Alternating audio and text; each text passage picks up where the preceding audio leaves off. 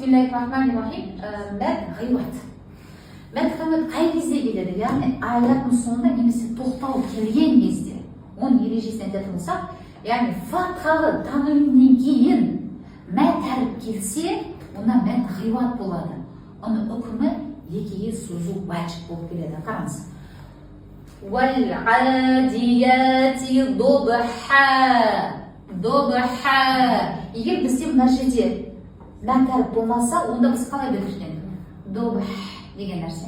Ал егер мәт әріп келсе, және қай кезде фатхалы тануыннан келсе, міндетті түрде касра тануын емес, дамалы тануын емес, қандай? Айтайық, қандай? Фатхалы тануыннан не келу керек?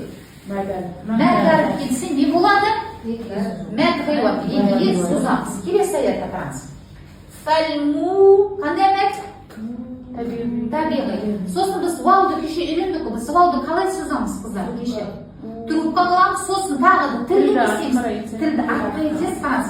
Фәлму, қасық ол жуан әріп.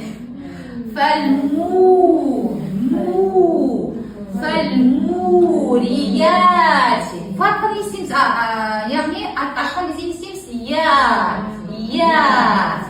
Фәлмурияти қодха. Қандай мәт? Неше сызамыз? Тағы бір айтшайш.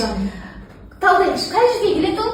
Тоқтауға келген кезде, немесе тоқтауға келген кезде. Сосын, не болу керек? Фатхалы керек, сосын не болу керек?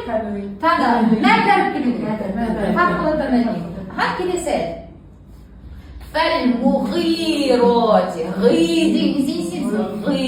Шарт бізде түседі. Неше сызамыз? Екке, тағы да екке, мәтті, тобиғи, үкімі важып. Субхан.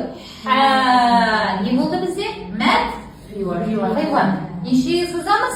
Екеге созамыз.